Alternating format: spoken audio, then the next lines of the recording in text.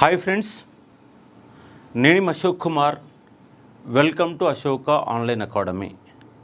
Heading చూడండి, A B C D రాష్ట్రాలు అంటే తెలుసా? భారతదేశంలో రాష్ట్రాలు ఎన్ని అంటే మనకి వాళ్ళ 28 రాష్ట్రాలు ఉన్నాయి.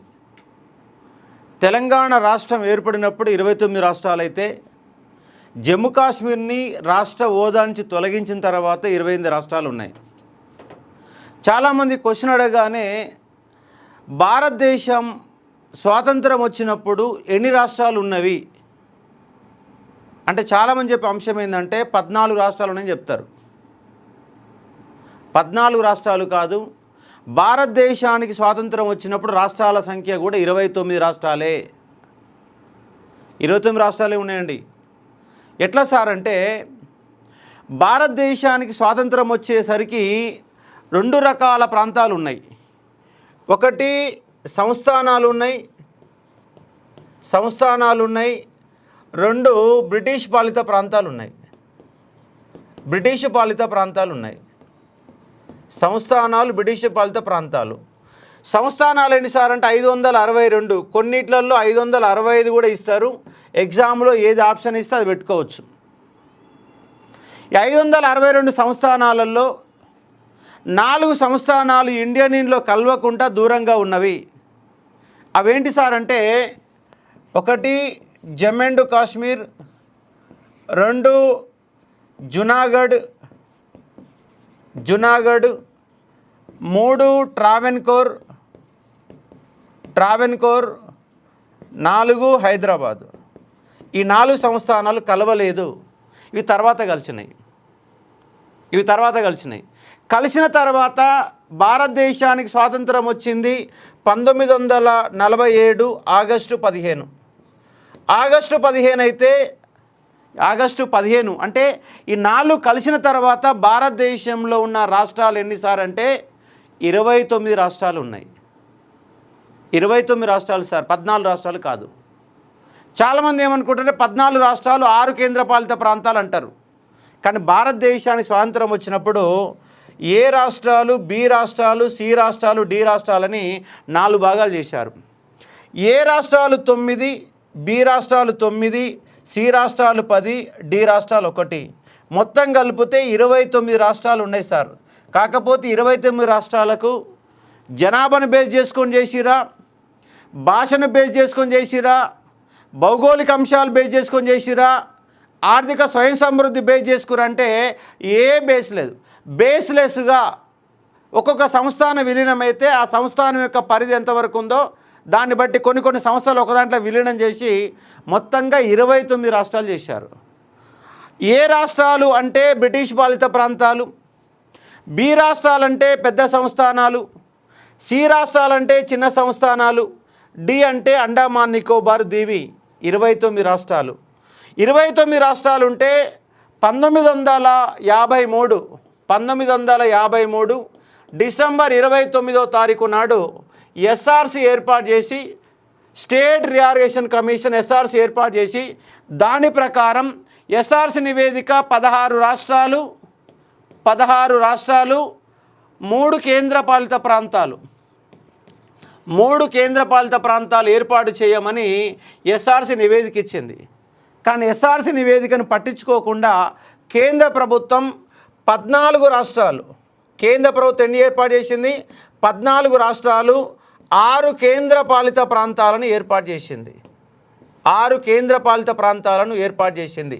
చేస్తే ఇది అమల్లోకి ఎప్పుడు వచ్చింది సార్ అంటే 1956 నవంబర్ 1వ తారీఖు నాడు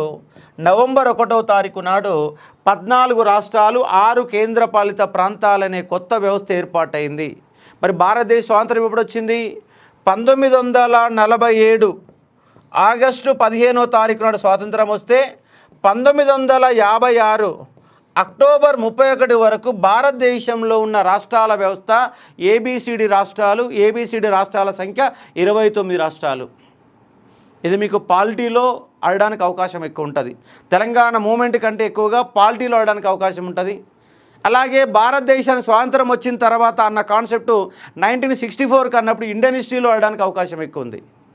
అయితే మనకు తెలంగాణ మూమెంట్లో అడిగే క్వశ్చన్ ఏంటి సార్ అంటే, భారతదేశంలో హైదరాబాద్ అనే సంస్థానం విలీనమైన తర్వాత 1948 సెప్టెంబర్ 17వ తారీఖున విలీనమైన తర్వాత హైదరాబాద్ అనే సంస్థానాన్ని ఏ రాష్ట్ర హోదాలో కలిపారని మాత్రమే క్వశ్చన్ అడుగుతారు. అది ఏ రాష్ట్రాలు సార్ అంటే బి రాష్ట్ర హోదాలో కలిసిపోయింది. మరి ఏబిసిడి రాష్ట్రాలను ఎట్లా గుర్తుపెట్టుకోవాలా, అలాగే ఎస్ఆర్సిలో ఉన్నటువంటి ఇచ్చిన నివేదికలో ఉన్న రాష్ట్రాలు 16 రాష్ట్రాలు 3 కేంద్రపాలిత ప్రాంతాలు ఏంటివి, 14 రాష్ట్రాలు ఏంటివి, 6 కేంద్రపాలిత ప్రాంతాలు ఏంటివి, అలాగే ఈ 14/6 తర్వాత 1956 తర్వాత మొట్టమొదటిసారిగా గుజరాత్ అనే రాష్ట్రం 15 రాష్ట్రంగా ఏర్పాటైతే, నాగాలాండ్ 16 రాష్ట్రం అయితే, హర్యానా 17వ రాష్ట్రం అయితే, హిమాచల్ 18వ రాష్ట్రం అయితే, ఇట్లా మనకు 29 రాష్ట్రాల వరకు వెళ్ళిపోయింది. ఇది ఎస్ఆర్సి యొక్క అంశం గురించి మన నెక్స్ట్ వీడియోలో చూసే ప్రయత్నం చేద్దాం. అయితే ఈ వీడియోలో మనకు ఉన్నటువంటి ఏబిసిడి రాష్ట్రాల వ్యవస్థ గురించి చూద్దాం. అంటే ఏబిసిడి రాష్ట్రాల వ్యవస్థ 1947 ఆగస్టు 15 అంటే మళ్ళీ 4 జాయిన్ అయిన తర్వాత 29 రాష్ట్రాలైనాయి. ఆ 4 పక్కన పెడితే అంతకుముందు ఎన్ని రాష్ట్రాలు అన్నట్టు 25 రాష్ట్రాలు ఉన్నాయి. 1947 ఆగస్టు 15వ తారీఖు నాడు 25 రాష్ట్రాలు ఉంటే ఆ 4 కలిపిన తర్వాత 29 రాష్ట్రాలు అయినాయి. ఆ 29 రాష్ట్రాలను ఎస్ఆర్సి యొక్క నివేదిక ప్రకారం ఒక జనాభా, ఒక ఆర్థిక స్వయం సమృద్ధి, ఒక భౌగోళిక అంశాలని కొంత పరిగణలో తీసుకొని, భాషను పరిగణలో తీసుకొని మనకు ఎస్ఆర్సి అనేది ఈ నివేదిక ఇచ్చేస్తే, ఈ నివేదికని కాదని కేంద్ర ప్రభుత్వం 14 రాష్ట్రాలు ఏర్పాటు చేసింది. ఆ పోయిన 2 రాష్ట్రాలు ఏంటి సార్ అంటే విదర్భ, ఆ పోయిన రాష్ట్రం ఏంటంటే హైదరాబాద్ రాష్ట్రం. ఆ విదర్భ పంచాయతీ ఇవాళ కూడా కొనసాగుతుంది. హైదరాబాద్ అనే పంచాయతీ 2014లో ముగిసిన అంశంగా అర్థం చేసుకునే ఒక ప్రయత్నం చేయవచ్చు. అయితే ఇప్పుడు మీకు ఉన్నటువంటి అంశాలలో ఏబిసిడి రాష్ట్రాలని చూసే ఒక ప్రయత్నం చేద్దాం. ఏబిసిడి రాష్ట్రాలు, ఏబిసిడి రాష్ట్రాలు, ఏబిసిడి రాష్ట్రాలు. ఏ రాష్ట్రాలను ఏమంటాం సార్ అంటే బ్రిటిషు పాలిత ప్రాంతాలు అంటాం. ఏమంటాము? బ్రిటిషు పాలిత ప్రాంతాలుగా చెప్తాం. బ్రిటిషు పాలిత ప్రాంతాలుగా చెప్తాం. మరి ఏంటి సార్ అంటే బ్రిటిష్ పాలిత ప్రాంతాలు ఎట్లా గుర్తుపెట్టుకోవాలి సార్ అంటే బెంగాల్ అనే రాష్ట్రం గుర్తుపెట్టుకోండి. బెంగాల్ అనే రాష్ట్రం ఎన్ని రాష్ట్రాలు విడిపోయిందో ఒకసారి చూడండి. ఇది బెంగాల్ నుంచి విడిపోయిన రాష్ట్రం అస్సాం అనేది 1868లో సపరేట్ కమిషనరేట్గా ఈశాన్య రాష్ట్రాలు మొత్తంగా సపరేట్ కమిషనరేట్గా మార్చారు. తర్వాత అది అస్సాం అనే రాష్ట్రం అయింది. బెంగాలు, బీహారు అండ్ ఒరిస్సా. కాబట్టి బ్రిటిష్ పాలిత ప్రాంతాలలో ఈ 4 రాష్ట్రాలను ఇక్కడ మీరు రాసుకునే ఒక ప్రయత్నం చేయవచ్చు. బెంగాలు, అస్సాము, అలాగే బీహారు, అలాగే 1 సెకండ్,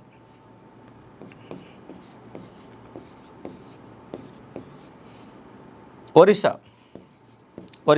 ఎట్లా? బెంగాలు, బీహారు, ఒరిస్సా, అస్సాం. అట్లాగే ఆ తర్వాత అంశాలు కనుక చూసుకుంటే ఇక్కడ మద్రాసు, ఇక్కడ ముంబాయి, అలాగే మధ్యప్రదేశ్, అలాగే ఉత్తరప్రదేశ్, అలాగే పంజాబ్. చూడండి ఇక్కడ తర్వాత ఏముంది? మద్రాసు అనేది 1639లోనే సెయింట్ జార్జ్ కోట కట్టి మద్రాస్ అనే ఇక్కడ బ్రిటిష్ పాలిత ప్రాంతంగా మార్చారు. అలాగే Mumbai presidency, Madras presidency, Mumbai presidency, Madhya Pradesh, Uttar Pradesh, అలాగే పంజాబ్. ఇట్లా బ్రిటిష్ పాలిత ప్రాంతాలు 9 రాష్ట్రాలు సార్. బ్రిటిష్ పాలిత ప్రాంతాలు 9 రాష్ట్రాలుగా మీరు గుర్తుపెట్టుకునే ఒక ప్రయత్నం చేయవచ్చు. బెంగాలు, అస్సాము, బీహారు, ఒరిస్సా, ఇక్కడ మనకు 4 వచ్చేసినాయి. ఈ 4 రాష్ట్రాలు. తర్వాత మద్రాసు, ముంబాయి, మధ్యప్రదేశ్, ఉత్తరప్రదేశ్, అలాగే పంజాబ్. మొత్తం కలిపితే బ్రిటిష్ పాలిత ప్రాంతాలు ఎన్నిసార్ అంటే 9 రాష్ట్రాలు అన్న అంశాన్ని అర్థం చేసుకోవచ్చు. అలాగే పెద్ద సంస్థానాలు ఎట్లా గుర్తుపెట్టుకోవాలి? పెద్ద సంస్థానాలు అంటే ఎట్లా గుర్తుపెట్టుకోవాలి ఒకసారి చెప్తాను చూడండి. మనకు భారతదేశం విలీనం తర్వాత కొన్ని సంఘర్షణ తర్వాత భారతదేశంలో 4 ప్రాంతాలు విలీనమైనాయి. దాంట్లో ఒకటి జమ్మూ అండ్ కాశ్మీరు, రెండవది జునాగఢ్, మూడవది ట్రావెన్కోరు, 4 హైదరాబాదు. ఈ 4 తర్వాత విలీనమైనవి. ఇవన్నిటి కూడా ఎక్కడ కలిపారు సార్ అంటే బి పాలిత రాష్ట్రాల్లో బి రాష్ట్ర హోదాలో కలిపారు. కాబట్టి అట్లనే మనం రాసుకునే ప్రయత్నం చేద్దాం. 1 జమ్మూ అండ్ కాశ్మీరు, 2 జునాగఢ్ని సౌరాష్ట్ర పేరుతో యాడ్ చేశారు. ఏ పేరు సార్? సౌరాష్ట్ర. అట్లాగే హైదరాబాదు, అట్లాగే ట్రావెన్కోర్.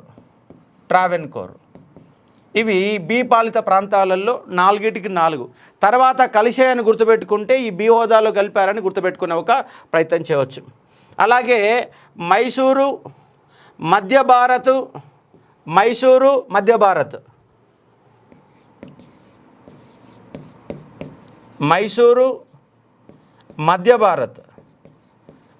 భారత్, అట్లాగే రాజస్థాన్,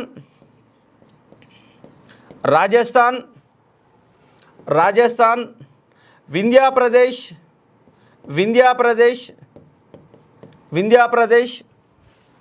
రాజస్థాను, వింధ్యాప్రదేశ్ అనేది మనకు ఉత్తరప్రదేశ్లో ఏర్పాటు చేశారు. అట్లాగే 9వది ఏంటి సార్ అంటే పెప్స్ అనే రాష్ట్రం.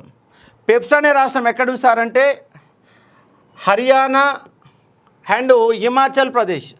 ఈ 2 ప్రాంతాల మధ్య ఉన్నటువంటి ఒక భూభాగమే పెప్స్ అనే రాష్ట్రంగా మీరు గుర్తుపెట్టుకునే ఒక ప్రయత్నం చేయాలి. పెప్స్ అనే రాష్ట్రంగా గుర్తుపెట్టుకోండి.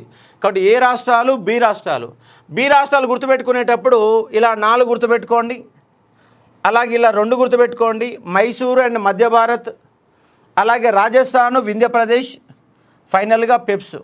ఇట్లా గుర్తుపెట్టుకుంటే మనకు 9 రాష్ట్రాలు గుర్తుపెట్టుకోవడానికి అవకాశం ఉంటుంది. మన క్వశ్చన్ ఎలా అడుగుతారు సార్ అంటే క్రింది వాణిలో పాలిటీలో అడగడానికి అవకాశం ఉంది. క్రింది వాణిలో స్వాతంత్రం వచ్చిన తర్వాత బి రాష్ట్ర హోదాలలో కానిది ఏంటిది అంటాడు. అయినది ఏందో తెలిస్తే కానిది ఏందో గుర్తుపెట్టుకోవడానికి అవకాశం ఉంటుంది. అట్లాగే మరొక పాయింట్ ఇక్కడ సి రాష్ట్రాలు. చిన్న ఇన్ఫర్మేషన్ ఏంటంటే రేపు మండే దిల్సుఖ్ నగర్లో మనకు గ్రాండ్ డెమో ఉన్నది. ఆ డెమో ఏంటి సార్ అంటే ఎస్ఐ కానిస్టేబుల్. ఆ డెమో ఏంటంటే ఫారెస్ట్ బీట్ ఆఫీసర్. డెమో ఏంటంటే గ్రూప్ 2 సంబంధించినటువంటి క్లాసెస్, గ్రూప్ 2, 3 సంబంధించినటువంటి డెమో రేపు మండే 24వ తారీఖు నాడు మనకు గ్రాండ్ డెమో ఉంటుంది. గ్రూప్ 2 అనేది లాంగ్ టర్మ్ బ్యాచ్ స్టార్ట్ చేశాము. ఆల్రెడీ ఎస్ఐ కానిస్టేబుల్ నోటిఫికేషన్ వచ్చింది. ఫారెస్ట్ బీట్ ఆఫీసర్ రాబోయే నోటిఫికేషన్. ఇవేమో మ్యాథ్స్ బేస్డ్లో ఉన్నటువంటి ఉద్యోగాలు ఇవైతే, సోషల్ బేస్డ్లో ఉన్న ఉద్యోగాలు గ్రూప్ 2, 3 ఉన్నాయి. దీనికి సంబంధించి అశోక అండ్ నిపుణ్ అకాడమీలో దిల్సుఖ్ నగర్ రాజధాని థియేటర్ కింద మీకు స్కూలింగ్ అయ్యే నెంబర్కి కాల్ చేయవచ్చు. ఆ నెంబర్ అడ్రస్కు రేపు మండే 10 o'clock మనకు గ్రాండ్ డెమో ఉన్నది. ఆ డెమోకి వచ్చే ఒక ప్రయత్నం చేయండి. అదే మాదిరిగా మన దగ్గర అశోక ఆన్లైన్ అకాడమీలో చాలా ఇన్డెప్త్గా SI constable group 2 standard, SI constable మొత్తం కూడా గ్రూప్ 2 క్లాసులు ఉంటాయి సార్. ఒక ఎకానమీ సోషియాలజీ తప్ప. ఎందుకంటే ఎకానమీ 150 మార్కుల పేపర్ ఉంటుంది కాబట్టి ఎకానమీ కొంత తక్కువ చెప్తాము. సోషియాలజీ మనకు గ్రూప్ 2లో ఉంటుంది కానీ ఎస్ఐ కానిస్టేబుల్ ఉండదు. మిగతా సబ్జెక్టులు మొత్తం పాలిటీ కానీ, జోగ్రఫీ కానీ, Telangana movement, Telangana history, Indian history, ఇవన్నీ క్లాసెస్ గ్రూప్ 2 క్లాసులో ఇస్తాం. ఎందుకంటే పేపర్ చాలా టఫ్ వస్తుంది. ఎస్ఐ అన్ని పేపర్ల కంటే కూడా టఫెస్ట్ పేపర్ వేసారంటే ఎస్ఐ కానిస్టేబుల్. అలాగే ఆర్థమెటిక్ 2 ఫ్యాకల్టీలు, రీజనింగ్కి 2 ఫ్యాకల్టీలు, ప్యూర్ మ్యాథ్స్కి 1 ఫ్యాకల్టీ, మొత్తంగా చాలా ఇన్డెప్త్ క్లాసెస్తోని ఎస్ఐ కానిస్టేబుల్ ఇస్తూ ఉన్నాం. జస్ట్ 1500 రూపాయలే ఉంటుంది. ఈ 1500 రూపాయల కోర్సు మీకు గ్రూప్ 2 క్లాసెస్ వస్తున్నాయి కాబట్టి చాలా డెప్త్గా ఉంటుంది. మీరు ఫిలిమ్స్ సింపుల్గా క్వాలిఫై అయిపోతారు. మా టార్గెట్ ఫిలిమ్స్ కాదు, మెయిన్స్ టార్గెట్ కాబట్టి ఆ స్టాండర్డ్లో మన సబ్జెక్ట్ అందజేస్తున్నాం, చూసుకోండి. అట్లాగే గ్రూప్ 2 క్లాసెస్ మొదలుపెట్టే వాళ్ళ కోసం రికార్డెడ్ క్లాసెస్ జస్ట్ 2000 మాత్రమే ఉంటుంది, 2000 రూపాయలు మాత్రమే ఉంటుంది. ఇవి చాలా ఇన్డెప్త్ క్లాసెస్ ఉంటాయి. ఈ క్లాసెస్ కూడా మీకు ఆల్రెడీ ప్రిపరేషన్ మొదలు పెట్టాలనుకుంటే వాళ్ళు తెలంగాణ మూమెంట్, తెలంగాణ ఇండియన్ ఏం చెప్తారో తెలుసు. అలాగే సీనియర్ ఫ్యాకల్టీల క్లాసెస్ మొత్తం మన దగ్గర ఉంటవి. ఆ క్లాసెస్ కూడా మీరు ఉపయోగించుకునే ఒక ప్రయత్నం చేయవచ్చు. కాబట్టి ఏ రాష్ట్రాలు, బి రాష్ట్రాలు, అలాగే సి రాష్ట్రాలు. మరి సి రాష్ట్రాలు ఏంటో ఒకసారి చూసే ఒక ప్రయత్నం చేద్దాం. ఏంటి సార్ సి రాష్ట్రాలను ఒకసారి కనుక చూసే ప్రయత్నం చేస్తే ఎట్లా గుర్తుపెట్టుకోవాలా? ఇవాళ మనకు ఆల్రెడీ దేశంలో చిత్రపటంలో ఉన్నటువంటి భూభాగాలు ఏమున్నాయో చూద్దాం. సి రాష్ట్రాలలో ఏమున్నాయి సార్ అంటే, ఒక ఢిల్లీ ఉంది, 2 హిమాచల్ ప్రదేశ్ ఉంది, ఢిల్లీ ఉంది, హిమాచల్ ప్రదేశ్ ఉంది, 3 మణిపూర్ ఉన్నది, 4 త్రిపుర ఉంది. ఈ 4 ప్రాంతాలు ఇట్లా గుర్తుపెట్టుకోండి. మణిపూర్, త్రిపుర, హిమాచల్ ప్రదేశ్, ఢిల్లీ. అలాగే మనకున్నటువంటి రాష్ట్రాలలో అజ్మీర్, ఏంటి సార్, అజ్మీర్ అండ్ భోపాల్. దాంతోపాటుగా మరొక ముఖ్యమైన ప్రాంతం ఏంటి సార్ అంటే బిలాస్పూర్. ఇవన్నీ కూడా ఇవి రాజధానులుగా మన అంశాన్ని గుర్తుపెట్టుకోవచ్చు. ఎట్లా గుర్తుపెట్టుకోవాలా? ఢిల్లీ, హిమాచల్ ప్రదేశ్, మణిపూర్, త్రిపుర. ఇవాళ భారతదేశ చిత్రపటంలో ఉన్నటువంటి 28 రాష్ట్రాలు కేంద్రపాలిత ప్రాంతాలలో ఇప్పుడు ఢిల్లీ కేంద్రపాలిత ప్రాంతం, హిమాచల్ ప్రదేశ్ రాష్ట్రమే ఉంది, మణిపూర్ రాష్ట్రమే ఉంది, త్రిపుర రాష్ట్రం ఉంది. అలాగే అజ్మీరు, భోపాలు, బిలాస్పూర్ మనకు అలాగే భోపాల్, అజ్మీర్, ఈ 3 రాష్ట్రాలు గుర్తుపెట్టుకోండి. మరొక 3 సింపుల్గా గుర్తుపెట్టుకోవచ్చు. ఏంటి సార్ సింపుల్గా అంటే, ఒకటి కూర్గు, కర్ణాటక రాష్ట్రంలో ఉంటుంది. ఎక్కడ సార్? కర్ణాటక రాష్ట్రంలో కూర్గు ఉంటుంది. అలాగే కుచ్ బిహార్ అనే ప్రాంతం పశ్చిమ బెంగాల్, వెస్ట్ బెంగాల్లో ఉంటుంది. అలాగే 10వ అంశం ఏంటి సార్ అంటే కచ్. ఏంటండి? కచ్ అనేది మనకి అలా గుజరాత్ రాష్ట్రంలో ఉన్న కచ్. ఈ 10 రాష్ట్రాలు సార్. గుర్తుపెట్టుకునే విధానంగా ఒకసారి చూడండి. బిలో తర్వాత కలిసినాయి మైసూరు, మధ్య భారత్, రాజస్థాన్, వింధ్యప్రదేశ్, పెప్స్. ఇక్కడ గుర్తుపెట్టుకునే విధానం ఏంటా సార్ అంటే ఢిల్లీ, హిమాచల్ ప్రదేశ్, మణిపూర్, త్రిపుర. ఆల్రెడీ దేశ చిత్రపటంలో ఆల్రెడీ రాష్ట్రాలుగా ఉన్నట్టు ప్రాంతాలు. లేనటువంటి అజ్మీరు, భోపాల్, బిలాస్పూర్ ఇవి రాజధానులుగా కొనసాగుతున్నాయి. భోపాల్ అనే మధ్యప్రదేశ్ రాజధానిగా ఉంది, అజ్మీర్ రాజస్థాన్లో ఉంది, బిలాస్పూర్ బీహార్లో ఉంది, అలాగే కూర్గు కర్ణాటకలో ఉంది, కుచ్ బిహార్ వెస్ట్ బెంగాల్లో ఉంది, కచ్ అనేది గుజరాత్లో ఉన్నది. ఇలా 10 రాష్ట్రాలు. మరి డి రాష్ట్రాలు ఏంటి సార్ అంటే ఒకటే ఒక ప్లేస్ ఉంది, అండమాన్ నికోబార్ దీవి మాత్రమే ఉంది. ఏమున్నది సార్? అండమాన్ నికోబార్ దీవి డి రాష్ట్ర హోదాలో ఉంది. ఇది మనకు ఏబిసిడి రాష్ట్రాలు అన్న ఒక పాయింట్ని అర్థం చేసుకునే ఒక ప్రయత్నం చేయవచ్చు. ఇది కాన్సెప్ట్. ఇట్లా చాలా సబ్జెక్టు, ఇన్డెప్త్ సబ్జెక్టు మీ మైండ్లో పెట్టే విధంగా కొన్ని అంశాలని 1-2 సార్లు చెప్పి మైండ్లో పెట్టాలా. కొన్ని అంశాలని కాన్సెప్ట్ బేస్లో చెప్పాలా. ఉదాహరణకు ఎస్ఆర్సి ఉంది. ఎస్ఆర్సిలో మీకు 16 రాష్ట్రాలు మైండ్లో గుర్తుపెట్టే విధంగా చెప్తాను. దాని తర్వాత ఏర్పడ్డ రాష్ట్రాలు కూడా మైండ్లో ఉంటాయి. పెద్ద కష్టమేం లేదు. మీకు చిత్రపటంలో మీకు చూపించే ఒక ప్రయత్నం చేస్తాను. కాబట్టి Ashoka online academy only Telangana movement కావాలనుకుంటే 1000 రూపీస్ ఉంటుంది. తెలంగాణ హిస్టరీ కావాలంటే 100 రూపీస్ ఉంటుంది. ఇండియన్ హిస్టరీ కావాలంటే 500 ఉంటుంది. మొత్తం గ్రూప్ 2 క్లాస్ కావాలంటే జస్ట్ 2000తో నువ్వు ఎంత సబ్జెక్ట్ నేర్చుకుంటే అంత సబ్జెక్ట్ నేర్చుకో. గంటల దగ్గర రాజీ పడకుండా సబ్జెక్ట్ ఇచ్చేటటువంటి ఏకైక ఇన్స్టిట్యూట్ ఏంటి సార్ అంటే Ashoka online academy. Group 2 classes చూడొచ్చు. నా Telangana movement present live class నడుస్తూ ఉంది. లైవ్ క్లాస్, ఆఫ్లైన్ క్లాస్ నడుస్తూ ఉంది. గ్రూప్ 2 కనుక మీరు ప్రిపేర్ కావాలనుకుంటే నాది ఆల్రెడీ రన్నింగ్లో ఉంది. జస్ట్ ఒక 2 టాపిక్స్ అయినాయి. మీరు లైవ్లో జాయిన్ అయితే, ఆన్లైన్ లైవ్లో జాయిన్ అయితే 3000 ఉంటుంది. ఆఫ్లైన్కి వస్తే ఒక పేపర్ మొత్తం 5000 ఉంటుంది. అవన్నీ ఏం అవసరం లేదు. రికార్డెడ్ వీడియో కావాలి, అదే సబ్జెక్ట్ కావాలనుకుంటే 1000తోని మీరు యాప్లో చూసుకునే ఒక ప్రయత్నం చేయవచ్చు. ఇలాంటి ఎన్నో అంశాలతోటి నెక్స్ట్ వీడియోలో చిన్న వీడియోల రూపంలో మీకు అందజేస్తాను. నెంబర్ ఆఫ్ వీడియోస్లో అందజేసే ప్రయత్నం చేస్తాను యూట్యూబ్లో. కాబట్టి మనకు ఎస్ఆర్సీలో ఉన్నటువంటి 14-16 రాష్ట్రాలు ఏంది, 28 రాష్ట్రాలు ఏంది, భారతదేశంలో ఏ కేంద్రపాలితం ఎప్పుడు ఏర్పడింది, వాటి యొక్క నేపథ్యం ఏంటనేది నెక్స్ట్ వీడియోలో చూసే ఒక ప్రయత్నం చేద్దాం. చూస్తూనే ఉండండి Ashoka online academy. Thank you.